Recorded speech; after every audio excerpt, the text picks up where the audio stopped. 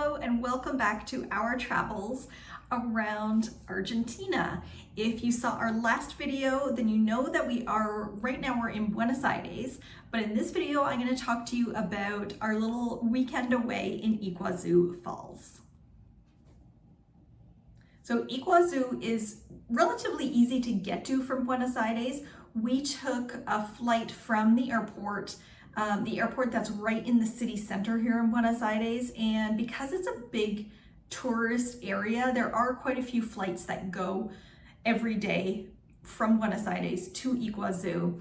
And we even did something that we never usually do, but we took a small little upgrade on our flight, which was nice. So we sat in the first row on the plane and we got a free beverage and a little snack on the way. So it was a nice little weekend away, we spoiled ourselves, nice little spoiled weekend away. When we landed in Iguazú, it was pretty easy to get a taxi. There was a taxi stand right there. They made it really easy that you didn't have to negotiate prices or anything. They had set prices to go right into the center of Iguazú, which is where our Airbnb was. So that was really easy.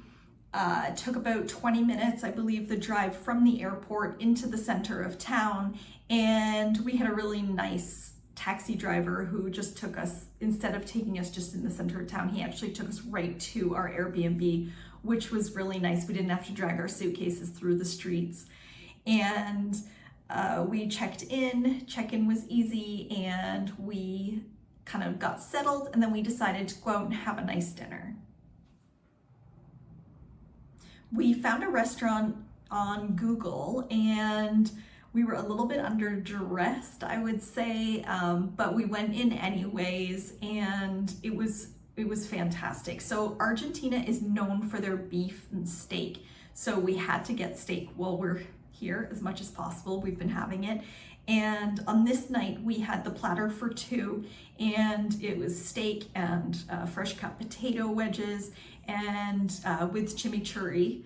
And if you don't know what chimichurri is, it's a mixture of parsley, garlic, olive oil, vinegar, and a little bit of chili flakes. And you put that on top of the steak and it makes it absolutely delicious. So like I said, we felt a little bit underdressed for this restaurant because we didn't know, but as we were sitting there and enjoying our meal, all of a sudden music started and a couple came out, and there was actually a live tango show going on that evening as well. So we really lucked out. We had no idea, but it was a nice surprise. It was the first time we got to see tango in Argentina, and the costumes were absolutely beautiful. It was all beaded, and it was catching the light just perfectly. Her dress and the emotions that come out as they're dancing is really quite something special to see that up close. So that was a really, really nice first evening we had there, and a nice surprise with the tango show.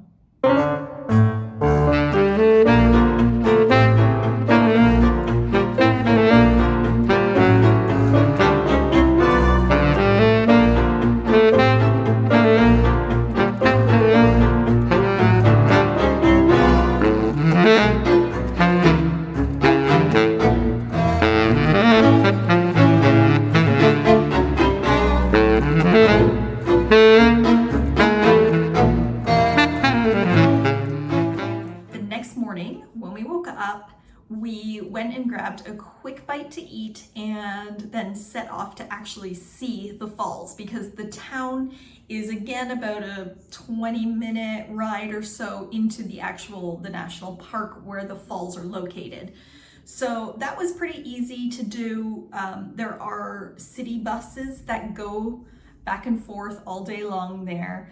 We caught one of those buses, and it was an adventure, because as you start going, the bus driver pulled over to the side of the road and picked someone up, and it was a street performer with a drum. So he kind of entertained us along the way, and then of course came around asking for money, and then the bus driver stopped at the side of the road again and let him off before we reached the destination. But it made it fun and lively along the way.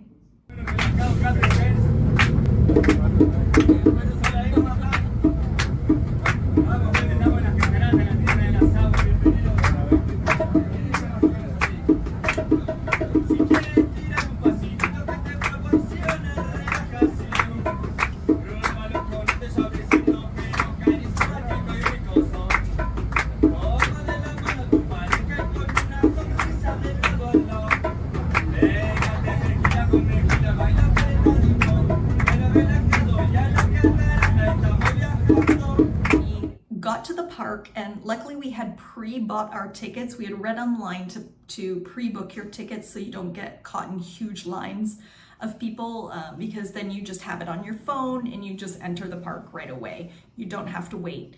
So we did that, and once you're in the park, the falls are, again, they're not just right there. You actually have to take a train out to different viewing points depending where you want to see the falls from. So we booked our train time. You can't just get on, you actually have to book a time when you're going to get on the train. And we had, I think it was about 45 minutes to wait. So we went on a little walk through some of the pathways near the train station. Today we are here in Iguazú Falls National Park, and we're gonna see one of the UNESCO World Heritage Sites.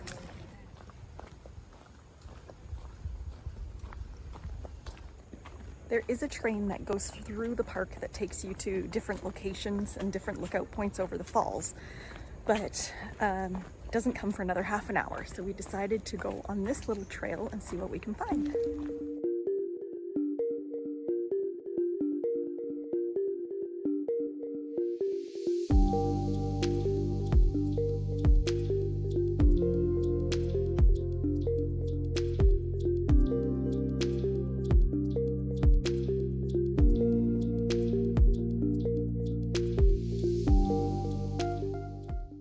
Iguazú is known to have a whole bunch of different types of wildlife, and as we walked through this pathway, we saw some beautiful birds, we saw lizards, there are monkeys. We didn't get to see any monkeys, but we did kind of hear some noises around, so pretty sure the monkeys were all in the trees.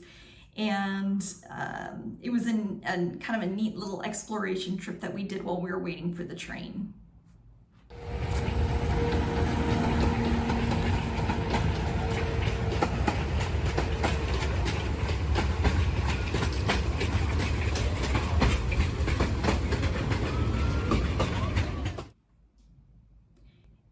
Go to Iguazú Falls, one word of warning is that they give you a time to catch the train, and they give you what section you're seated in. So they started calling for the time of this train, and they started calling for section 1. We were in section 3, and all of these people started rushing for section 1. And at that time I said to James, there's no way all these people can be in that one section. But we waited our turn, and because we waited our turn, then the train was full and we couldn't get on. So just a word of advice, if you are ever going there, don't wait your turn. No one else does. Just go and find a seat on the train, because then we had to wait another half an hour for another train. So we were a little ticked off about that. Just something to keep in mind. Sometimes waiting your turn and being nice doesn't always work out for you. But we eventually got on the train, and it was about 25 to 30 minute train ride, because the train only goes 5 miles per hour. So you're going really, really slow, but it's neat. You get to see all the different fauna and different wildlife and different things along the way. So it's a nice slow ride. And there was one butterfly in particular there that just fell in love with me. He was flying, or she was flying all around me, and then eventually ended up landing on my foot and just taking a break and spreading his wings. And it was a really kind of neat encounter.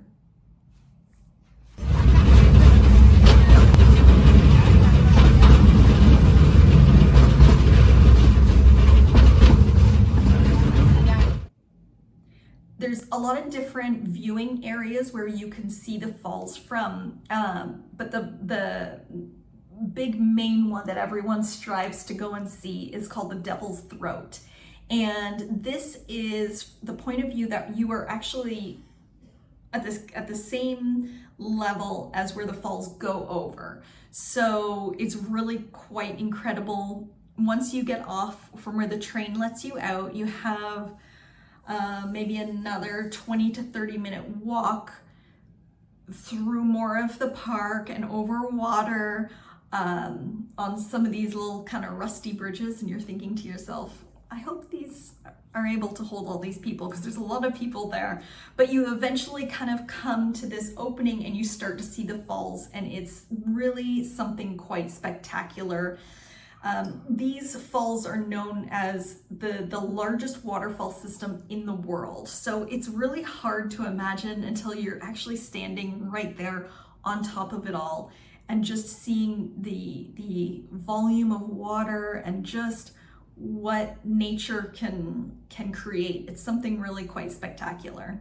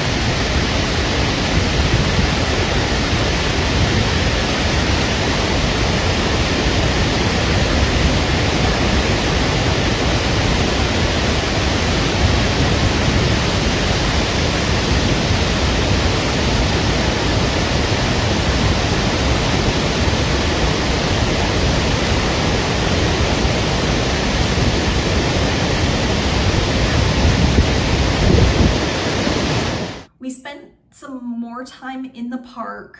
We took the train again, which again, once we got on the train again, that little butterfly was waiting for me again. It might not have been the same one, but I'm gonna tell myself it was the same little butterfly that was waiting for me.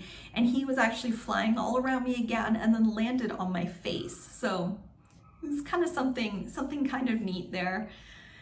So anyway, we kept taking the train around. We went to another viewing point, but do keep in mind if you're going, each viewing point is quite a walk from the train. So it doesn't kind of let you out right there and you get to see it all easily, but it's definitely worth it. Something quite awe-inspiring.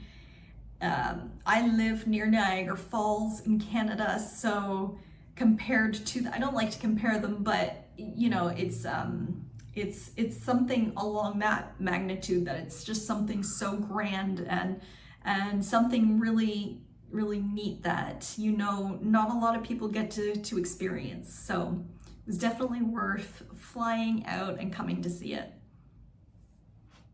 It was extremely hot that day, so after stopping for a quick popsicle to try and cool down a little bit, we were actually trying to rush back to the center of town in Iguazú because we had booked a sunset cruise for that evening. So it was kind of nonstop. Our time there went really fast because we had so many things that we wanted to do. But we got the city bus back again. There were no performers on the way back, sadly, but we made it back. We quickly got changed and rushed out to catch our sunset cruise. When we checked in for our cruise and we were waiting to be led down to the boat, they offered everyone a special drink, which was yerba mate and gin, a mixture. And I wasn't sure if I would like it or not, but yerba mate is like a tea. So it's dried leaves that it can be steeped in either hot or cold water. But it was absolutely delicious. It was really good. So it was kind of like a gin and tonic, but made with yerba mate. So it was a really neat drink to have there in Iguazú Falls when we were about to experience this sunset cruise. We got great seats on the boat. When we first got on, we sat inside, and the cruise was actually, it went down the Iguazú and the Parana rivers, and it goes exactly where Brazil, Argentina, and Paraguay meet. So it's really neat to say that you're on these rivers looking up and seeing where three countries all collide. It was a really neat experience. And we sat downstairs at first because we knew that there was going to be a show put on. And we kind of timed it right so that then after the shows, we went upstairs to see the grand finale, which was the sunset.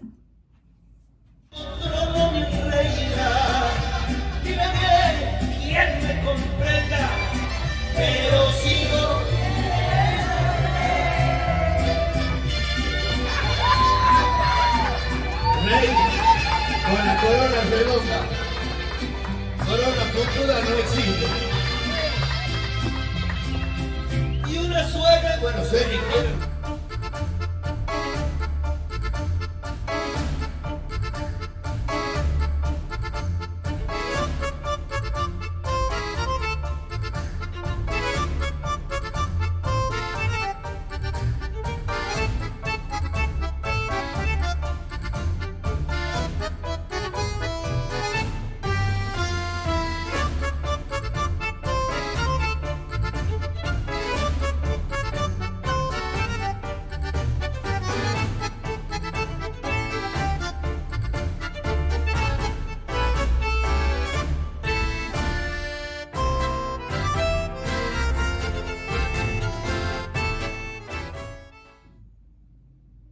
After our boat ride, we had to go and get more Argentinian steaks. So we had seen a restaurant that had gotten really high reviews. It was actually someone else on YouTube that we had seen recommend it.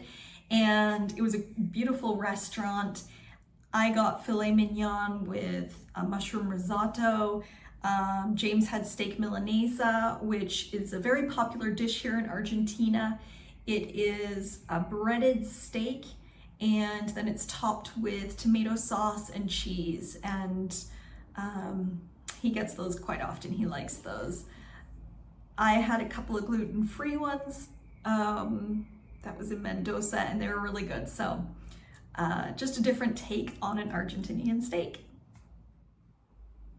Overall, our quick little weekend in Iguazú was, it was just the right amount of time. We had seen a lot of people say just go for 1 or 2 days, and we were hoping that was gonna be enough, but it was. It's just a very small city center, and then the main attraction, of course, is the falls themselves. It's an adventure that we will never forget. It was absolutely beautiful, stunning scenery, really cool wildlife we got to see, and yeah, like I said, we won't forget it anytime soon. If you've enjoyed listening to this story and my other ones, please subscribe to my channel, and don't forget to like this video.